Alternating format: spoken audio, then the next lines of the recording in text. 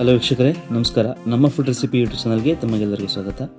ಸ್ನೇಹಿತರೆ, ನಾನಿವತ್ತು ತುಂಬ ರುಚಿಕರವಾಗಿ ಹಾಗೂ ಅತಿ ಹೆಚ್ಚು ಪ್ರೋಟೀನ್ ಅಂಶ ಇರ್ತಕ್ಕಂಥ ಡಾಬಾ ಅಥವಾ ರೆಸ್ಟೋರೆಂಟ್ ಸ್ಟೈಲ್ನಲ್ಲಿ ಪಾಲಕ್ ಪನ್ನೀರನ್ನ ಮಾಡೋದು ಹೇಗೆ ಅಂತ ನೋಡೋಣ. ಮೊದಲಿಗೆ ನಾನು 200 ಗ್ರಾಮ್ ಆದಷ್ಟು ನಂದಿನಿ ಪನ್ನೀರನ್ನ ತಗೊಳ್ತಾ ಇದ್ದೀನಿ. ಪನ್ನೀರ್ನ ಸ್ಕ್ವೇರ್ ರೀತಿ ಕಟ್ ಮಾಡಿಕೊಂಡು ಒಂದು ಬೌಲ್ಗೆ ಹಾಕೋತಾ ಇದ್ದೀನಿ. ವೆಜಿಟೇರಿಯನ್ರಿಗಂತೂ ಪನ್ನೀರು ತುಂಬ ಪ್ರೋಟೀನ್ ಮತ್ತು ವಿಟಮಿನ್ಸ್ ಇರ್ತಕ್ಕಂಥ ಫುಡ್ಡು. ಅವಾಗವಾಗ ಸೇವನೆ ಮಾಡ್ತಾ ಇರಿ. ಈಗ ಸ್ಟವ್ ಮೇಲೆ ಒಂದು ಪಾತ್ರೆ ಇಟ್ಟು 4 ಗ್ಲಾಸ್ ಆಗೋಷ್ಟು ನೀರನ್ನ ಹಾಕ್ತಿದ್ದೀನಿ, ಅಥವಾ ಈ ಪಾಲಕ್ ಸೊಪ್ಪು ತಗೊಂಡಿದ್ದೀವಲ್ಲ ಆ ಸೊಪ್ಪು ಮುಳುಗಷ್ಟು ನೀರನ್ನ ಹಾಕ್ಕೊಂಡು ಮೀಡಿಯಂ ಫ್ಲೇಮ್ನಲ್ಲಿ ಒಂದು 5 ನಿಮಿಷ ಬೇಯಿಸ್ಕೊತಿದ್ದೀನಿ. ನೀವು ಪಾಲಕ್ ಸೊಪ್ಪು ತಗೊಳ್ಳುವಾಗ ಸೊಪ್ಪನ್ನು ಆದಷ್ಟು ತುಂಬ ಎಳೆ ಸೊಪ್ಪನ್ನ ತಗೊಳ್ಳಿ. ಬಲ್ತಿರೋ ತಗೊಂಡ್ರೆ ಅಷ್ಟು ಚೆನ್ನಾಗಿರಲ್ಲ. ಅರ್ಧ ಸ್ಪೂನ್ ಆಗೋಷ್ಟು ಶುಗರ್ನ ಸೇರಿಸ್ಕೊಂಡು ಒಂದು 5 ನಿಮಿಷ ಮೀಡಿಯಂ ಫ್ಲೇಮಲ್ಲೇ ಬೇಯಿಸ್ಕೊತಿದ್ದೀನಿ. ಎಲ್ಲ ಬೇಯಿಸ್ಕೊಂಡ ನಂತರ ಐಸ್ ನೀರು ಸೇರಿಸ್ಕೊಳ್ಳಿ, ಇಲ್ಲ ತಣ್ಣೀರಿಗೆ ಸೇರಿಸ್ಕೊಳ್ಳಿ. ನಾವು ಸಕ್ಕರೆ ಸೇರಿಸಿ ಬೇಯಿಸೋದ್ರಿಂದ ಮತ್ತು ಈ ತಣ್ಣೀರಿಗೆ ಸೇರಿಸೋದ್ರಿಂದ ಈ ಪಾಲಕ್ ಸೊಪ್ಪು ಏನು ಗ್ರೀನ್ ಕಲರ್ ಇದೆ ಆ ಕಲರ್ ಹಾಗೆ ಉಳಿದಿರುತ್ತೆ.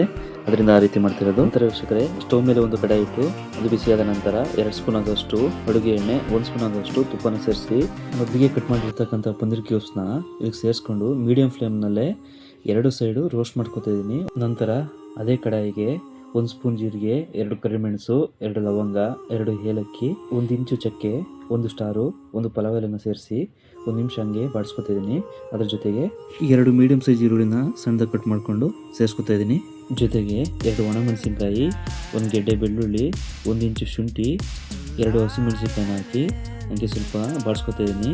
ಜೊತೆಗೆ ಸ್ವಲ್ಪ ಗೋಡಂಬಿನ ಹಾಕೋತಿದ್ದೀನಿ. ನೀವು ಬೇಕು ಅಂದರೆ ಸೇರಿಸ್ಕೋಬೋದು, ಇಲ್ಲ ಸ್ಕಿಪ್ ಮಾಡ್ಬೋದು. 1 ಮೀಡಿಯಂ ಸೈಜು ಟೊಮೊಟೊ ತಗೊಂಡಿದ್ದೀನಿ.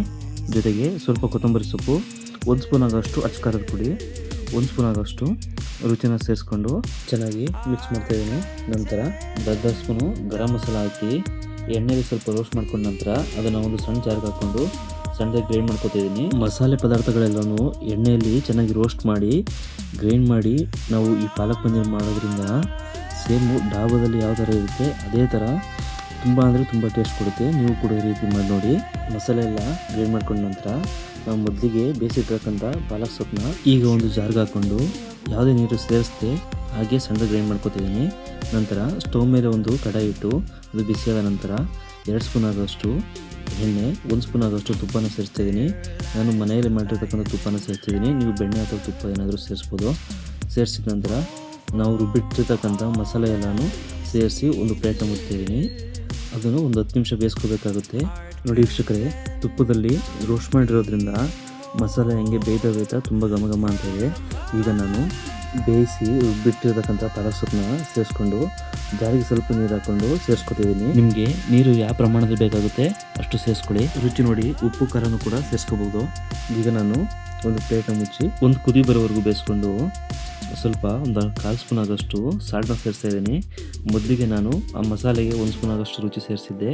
ಈಗ ನೀವು ರುಚಿನ ನೋಡಿಕೊಂಡು ಸೇರಿಸ್ಕೋಬೇಕಾಗುತ್ತೆ. ರುಚಿ ಕಮ್ಮಿ ಇರೋದ್ರಿಂದ ಮತ್ತೆ ನಾನು ಒಂದು 1/4 ಸ್ಪೂನ್ ಆಗೋಷ್ಟು ಸಾಲ್ಟ್ನ ಸೇರಿಸ್ಕೊತಾ ಇದ್ದೀನಿ. ಜೊತೆಗೆ ಸ್ವಲ್ಪ ತುಪ್ಪನ ಸೇರಿಸ್ಕೊತಿದ್ದೀನಿ. ನೀವು ತುಪ್ಪ ಅಥವಾ ಬೆಣ್ಣೆನ ಈ ಟೈಮಲ್ಲೂ ಕೂಡ ಸೇರಿಸ್ಕೋಬೋದು. ಮತ್ತು ಮೊದಲಿಗೆ ರೋಸ್ಟ್ ಮಾಡಿ ಇಟ್ಟಿರ್ತಕ್ಕಂಥ ಪನ್ನೀರನ್ನ ಸೇರಿಸ್ಕೊತಾ ಇದ್ದೀನಿ. ನೀವು ಬೇಕು ಅಂದರೆ ಕಸ್ತೂರಿ ಮೇಥಿಯನ್ನು ಕೂಡ ಸ್ವಲ್ಪ ಸೇರಿಸ್ಕೋಬೋದು. ಪನ್ನೀರನ್ನ ಸೇರಿಸ್ಕೊಂಡು ಮೀಡಿಯಂ ಫ್ಲೇಮಲ್ಲಿ ಒಂದು 5 ನಿಮಿಷ ಬೇಯಿಸ್ಕೊಂಡ್ರೆ ಸಾಕಾಗುತ್ತೆ.